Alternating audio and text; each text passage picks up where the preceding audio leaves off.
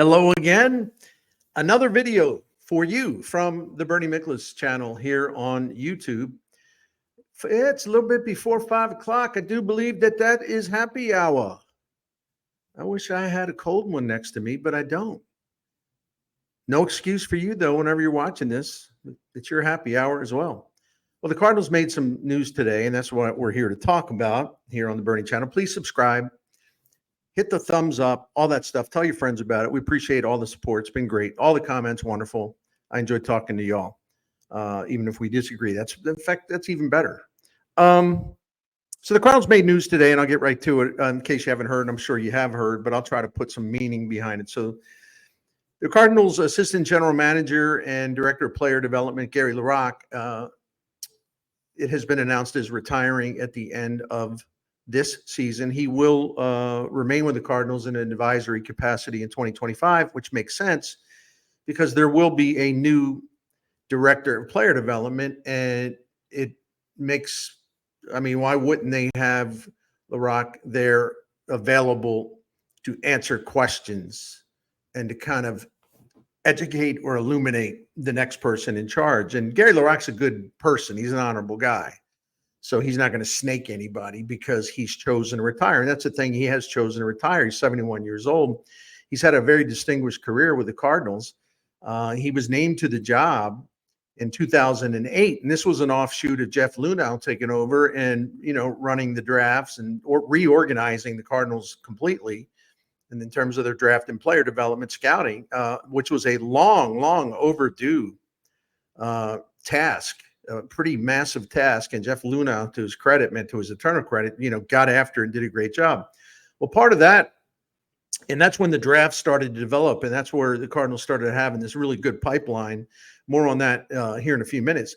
But part of this, the sweeping overhaul of their farm system, their player development, Gary LaRocque was hired in 2008, as I mentioned, but he came in after Jeff Luhnow, and Luhnow obviously approved and wanted it. So he was held in high regard, Gary LaRocque. He still is.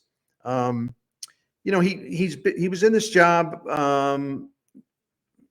running everything, for a long time. I think only one guy, Branch Rickey, had been in this job for a longer period of time in terms of, running the player development program. And that's, when you're in the same sentence as Branch Rickey, that's pretty good as far as the longevity of your career. And I know that the Cardinals have been so disappointing, and everybody, including me, we're just sort of burned out by the fact that, they're so overdue for change. And it's kind of like the continuity used to be a strength, and it was. In fact, the Cardinals' continuity was a tremendous strength, right? But things change over time, and this tremendous strength became a weakness. And that's what happens if you don't take care, as we would say in Texas, you don't take care of your business. I lived in Texas for a little while, but I like to say business. Anyway, Gary LaRocque brought the farm system along to the point where in 2013, and I know a lot of you remember this, and if not, that you'll remember it when I bring it up. The Cardinals pulled off a pretty incredible thing. In some ways, you could say this was the peak of that era. Like after Mozeliak took over as general manager, Jeff Luhnow was hired, Gary LaRocque came in, on and on and on. In 2013, Baseball America, which is prestigious and credible, they named the St. Louis Cardinals as the #1 farm system in baseball. That was in late January of 2013. And then, as we know, the Cardinals went on to have an excellent campaign, winning the National League pennant before succumbing in the World Series to Boston. So in 1 year, same year, you've got the #1 farm system and you got the #1 team in the National League. And you had players coming in waves. I'll get to that later because I know sometimes it takes me a little while to get to the point because I know what you want to know about this. And we're about 4 minutes in, but I had to give you the background. Well, what does this mean? I think it's pretty obvious what it means. Now, listen, y'all, some of y'all can just kind of whatever I say here, you say, well, Bernie, the Cardinals didn't say that, and the media, didn't say that. I mean, I'm not saying you're wrong, but uh, this doesn't jibe with what's being reported elsewhere. Bernie, um, if you're that naive, I can't help you.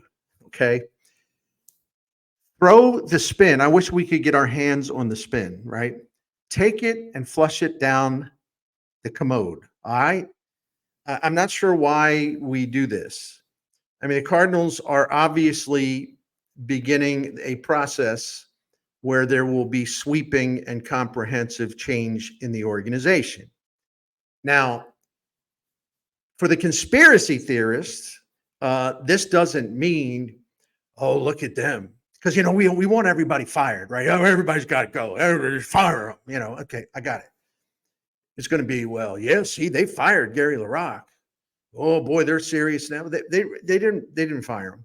However, just because somebody wanted to retire, a lot of times you retire because you can see the old scribbling on the wall about what's coming, right? And Heim Bloom has spent a lot of time, I mean, a lot of time in the Cardinals farm system studying every aspect there is of it, making notes, putting together a report, all the things where they've fallen behind, all the things that have gone wrong, all the things that must be fixed, the new direction that must be taken. Here is how we do it. This is what needs to be done. Here's the list. Let's go down the list. Bill DeWitt's probably already gotten that report. In fact, I'm pretty sure, unless I misread it, I'm pretty sure that late summer, John Mozeliak made a comment about how Heim Bloom had offered a report or a presentation to Bill DeWitt, and even if it wasn't a full presentation at that time, the process of evaluation was starting to begin based on Heim Bloom's findings, who was brought in to be an advisor, consultant, and in my opinion, the future president of baseball operations. Just a matter of when they'll actually do that. So Gary LaRocque's a smart man. He's been in baseball a long time. He's worked for some other organizations. I mean, he knows what's coming. And from what I'm told, like on a personal level, he got along great with Heim Bloom. I mean, he really welcomed Heim Bloom coming down, inspecting all the minor league operations. Gary LaRocque helped him out, said, I think we could do this better. We could do that better. So this is kind of a peaceful transition. There's nothing scandalous here. It's not the case of a guy who's really good at his job being forced out by the Cardinals. But Gary LaRocque, just like everything else, because of the trickle-down effect of where the Cardinals have gotten off track, complacency, arrogance, believing that their model would last forever. We have the empire. We know what we're doing. We don't want to hear from all these media people. We don't want to hear from all the ESPNs and all these different telling us that we have not done this well or we can't do this. We are the Cardinals. This is our empire. That attitude really led to a lot of decline and decay. And there has to be a huge, huge overhaul of everything, top to bottom. But the player development system, the draft and the player development system is very, very, very huge in this undertaking, because there was a point in time where the Cardinals were cranking them out all over the place. Once again, 2013, number one farm system as judged by Baseball America. So I think it would be terribly naive, and I don't really give a damn what the spin is or what some media person writes, because the Cardinals are going to try to present this, happy, smiling thing. Oh, Gary's had a distinguished career, and we didn't know that this was coming. He just decided on his own, and that could be true. I'm not saying they're wrong, but my point is, Gary LaRocque's a sharp dude, man. He's been around a long time. He knows what's up, because he has spent a lot of time with Heim Bloom himself, finding out, knowing exactly what Heim Bloom's up to. And Gary LaRocque correctly, smartly, figured it was a good time to head on over to retirement, right? He did his part and he did it well. But just like everything else that I talked about, the Cardinals let this slide. And the fact that they let it slide and slide and slide, they first of all weren't drafting as many good players. And I think things I've talked about, which you don't hear anywhere else in the media in St. Louis, which is the Cardinals have been severely understaffed and underfunded in the minor league system for everything from facilities to number of coaches and instructors to obviously the technology. The Cardinals are at a big disadvantage. I mean, I don't know. I think they finally are getting around to building a pitching lab. I don't know that they have a hitting lab, but the people that I've talked to, like I've quoted before anonymously, the scouts at some other organizations in a long time, they said, man, Cardinals got a lot of work to do. They're way behind. So as part of this is a good time to sort of cut from the past or just move on from the past because there's a new movement coming with Heim Bloom for now leading this overhaul, whether you want to call it a rebuild, a reset, a refresh, a retooling, a renovation. I mean, you can call it whatever the hell you want. It doesn't matter. Change is coming. And you have to, put the dots together and connect them really well. And this is like kindergarten level stuff. Let's see, longtime beloved player development director decides to retire now. Getting close to the end of the season. What's going to happen at the end of the season? Well, I think we all know what's going to happen at the end of the season. However, we don't know exactly how it's going to play out. Is John Mozeliak going to turn over the reins, president of baseball operation? And we know that Mo will be under contract and is going to fulfill his contract through 2025. But like I tried to talk to you about last week or the week before, that doesn't mean he's going to be running things. In fact, I'd be really surprised if John Mozeliak's running things because I'm going to mention again, Heim Bloom would not pick up and leave his family, his wife and kids, who have a really nice home, comfortable schools, really good education. They're based there. I think it's a Boston area. And he would not, in effect, start a new life professionally and to come to St. Louis or go to Florida where where all the minor league stuff is, whatever. He would not put his life on hold and leave home for long periods of time to conduct this exhaustive study and evaluation of where the Cardinals need to go. He didn't do that because he's not stupid, right? He didn't do all that just to be like, well, Mo's going to still run things. Thank you, Gary. Or Heim. Well, thank you, Gary, too, LaRoc. But, thank you, Heim. But, Mo, we're going to give Mo a new contract. No. Everyone knows what's coming. It's just a matter of how they spin it when it happens. But Heim Bloom is in position to take this thing over because you don't put him in charge of evaluating every damn thing you're doing wrong and how you need to fix it.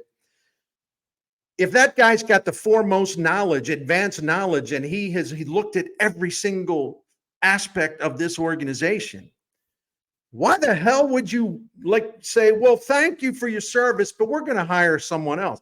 And the person they would hire in this hypothetical, stupid scenario, the new person would not have be as far as advanced. He wouldn't be advanced at all in terms of studying things, evaluating things, analyzing things, recommending changes, making notes about everything there is that has to be fixed and has to be brought up to speed and modernized and everything else.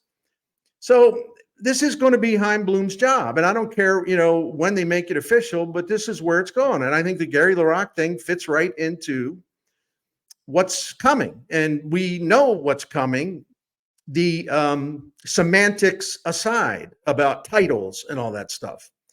Heim Bloom's going to be running things, or he would not have put all of this into the effort. He would only do that if he knew that, well, I'm going to get to the bottom of all this because this is a great time to take all the time I need to dissect this operation inside and out, including down in the minor leagues, including everything. And that way, when I'm in the top chair, I can get a head start. It makes all the common sense in the world. So I don't think this is an insignificant matter at all. I think this is just the beginning. I think this is kind of ground zero, and it's like away we go. And now, to me, it's really good to see that the change is underway in an official way, that something as important as player development, where the Cardinals have slipped, that's the first area, at least for now. What is the first area that they've made it clear there's going to be a change? And Gary LaRocque's smart enough to read the situation. He knows. But this is what the Cardinals need to do, right? This departure, Gary LaRocque, signals that change, big change, is on the way.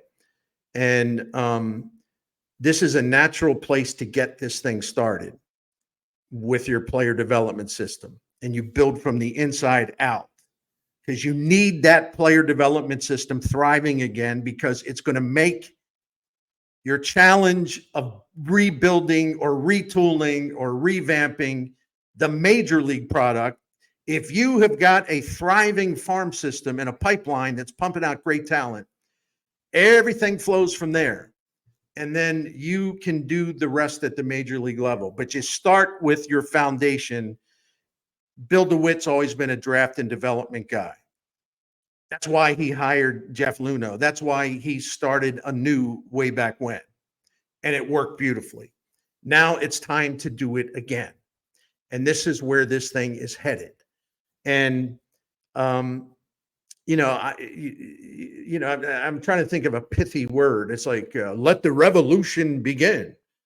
I'm hamming that up a little bit because I don't think it's going to be a revolution, but I do think it's going to be a rather major overhaul.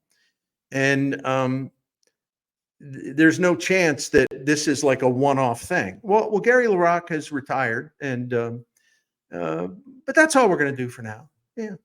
Oh, no, there's nothing else. Gary called and said he's going to retire. Well, yeah. Well, why do you think? No. This is just an isolated thing. First of all, even the Cardinals aren't ridiculous enough to try to sell that to the public. And number two, if they did, we'd have a good time laughing for a long time. So I'm really glad to see the change, in fact, is underway. And it's got to be a lot bigger than Gary LaRocque choosing to retire, because he read exactly where this is headed. This is just the first step of what I hope is to be very many major steps. And everyone's got opinion about that. Put it in the comment sections. You can rip whoever you want to rip. You can take the position. It's like, you know what? They need to just clear everybody out and start over, and for the Ali Marmol haters, if you say that, by the way, a completely fresh start, I don't think that that's some kind of unfair thing, because part of it is you got to change your image, and you got to change the perception of who you are and what your future is going to be. And you can't do that if you have the same people in place, including a manager who I defend from, I believe, are really unfair attacks. You can't repackage a product if you've got the same people putting that package together. The same crew is there. The fans are not stupid. In fact, the fans are on to this. They know exactly what the Cardinals need to do and what it means and what absolutely must happen. It's not optional. So this is just the first step. But listen, you can, if you want to cut me off now, go ahead. I mean, I'm up almost at 20 minutes. I'm not offended. But it is amazing when you look back, and I'm just going to go through some names, and I'm just going to go through quickly, and I hope I don't miss anyone. But with Gary LaRocque's time here are some of the people that the Cardinals drafted or signed or developed. And this is kind of in random order. I'm going to go with some position players. Oscar Taveras, and we know what happened there, but there was a chance that he was going to be a great one. Mason Wynn, Brendan Donovan, Ledmus Diaz, who was an all-star as a rookie, right? And still has been in the major leagues up through the end of last year. Paul DeYoung, who did a lot of good things as a very young Cardinal. Colton Wong won some Gold Gloves. Really important part of the Cardinals for a few years. Harrison Bader, Tommy Edman, Matt Carpenter, who was a late round draft pick. Matt Carpenter had a hell of a career for the St. Louis Cardinals. You have Alec Burleson. You have John Jay, underrated John Jay. You have Matt Adams, hit the big home run off Kershaw in the NLDS on a curveball. The first curveball that Kershaw threw to a left-hand hitter all season. Boom, basically wins the game. Nolan Gorman, Stephen Piscotty. David Freese was not drafted by the Cardinals, but he was traded to the Cardinals, and he completed his development in the Cardinal system. So I would put him in there. Colby Rasmus, disappointing, but still a guy that came to the big leagues and played in the big leagues a long time. And he was a trade piece that transformed the Cardinals in a way that enabled them to win the 2011 World Series. Yep, another late round guy, Alan Craig, fantastic. You got Victor Scott. You've got Luke Voigt, you got Lars Nootbaar, you got Dylan Carlson, you got Luken Baker, you got Jordan Walker, you got Carson Kelly. I mean, on and on and on and on and on. And even a guy like I would put on this list, like a Michael Ciani. Listen, the Cardinals claimed him from the Reds. So I don't know whether their farm system or their development system gets credit for that, but they saw something in him that said, listen, this guy, it's worth a flyer.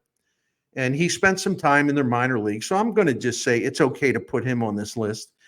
And let's talk about the pitchers. And this is the part that I think will make you kind of ill, because this is where the Cardinals have lost their way, so to speak, because they were once just incredible with their ability to draft and develop pitching. I talked to Theo Epstein one time, Theo Epstein, and we know who he is, and we know what he did with the Cubs. And I was talking, trading emails with him one time, and I was kind of teasing him about this or that. And I said to him, I said, when are you all going to develop some pitching? And he laughed because he knows it's true, because he had expressed publicly to the media that it was driving him crazy to see the Cardinals always drafting and developing and funneling really good pitching to the major leagues. And it's like, we can't figure it out. And I remember that conversation, even though it was done electronically, as something like, wow, Cardinals really have an advantage here. And they did at the time. There is no doubt about it. All right, here are some of the pitchers that came through the player development system while Gary LaRocque was there in charge. In no particular order. Again, Ryan Helsley, Shelby Miller, Jack Flaherty, Dakota Hudson, who was really good as a rookie and then had Tommy John Surrey, Jaime Garcia, better than we remember. Trevor Rosenthal, my goodness. Carlos Martinez, was he a flake? Did he self-destruct? Yeah. He was a hell of a pitcher there for a while, and he was a big part of that 2013 bullpen late in the season. Joe Kelly, Andre Palante, Luke Weaver. So, well, he didn't do much. Yeah, they traded him for Paul Goldschmidt, okay? Jordan Hicks, Michael Wacha. The Cardinals don't win the NL pennant without Wacha. And he was a fast mover. They drafted him out of Texas A&M. They gave him a little time off, and boom, he's in the majors just about. Austin Gomber, again, well, he didn't do anything here, Bern. Yeah, he was a body that they traded to Colorado in the Arenado deal. I'm sorry, I'm being a jerk. Apologize. Kyle McClellan, Alex Reyes. Yeah, injuries derailed him, but a really terrific talent. Reliever named Chris Perez, who was pretty damn good for a while. Seth Maness, Kevin Segrist. And then you had two guys in their system that obviously were moving in the right direction. And I hate to bring up a bad thing, but they traded two of their own baby birds, Sandy Alcantara and Zach Gallen, in the Marcell Ozuna trade. But the point being, these were coveted prospects by other people. And the Cardinals put that to use because they thought Ozuna would solve a lot of their problems. And the one thing I will say about the Cardinals right now, and I'm not going gaga over this, right? Because we tend to overrate prospects, but Quinn Matthews is legit.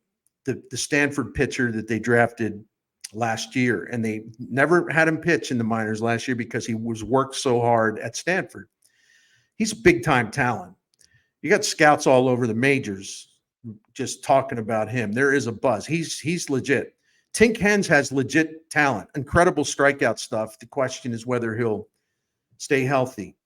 Michael McGreevy, after making that incredible start here to beat the Rangers at the end of July, I don't have the numbers in front of me, but then since they sent him back down to AAA, it's been fantastic. He's another guy that in effect, I had kind of written him off because you never saw the progress. Maybe he's a late bloomer. I don't know. But you would have to put Michael McCreevy on that list now as someone to watch, someone that's a heck of a lot more legitimate than we would have said even a year ago. And there's some others. I don't want to get into the big name contest because my point is they do have some pitching coming, some starting pitching coming. And that's a really good thing. Maybe this is the start of something really exciting.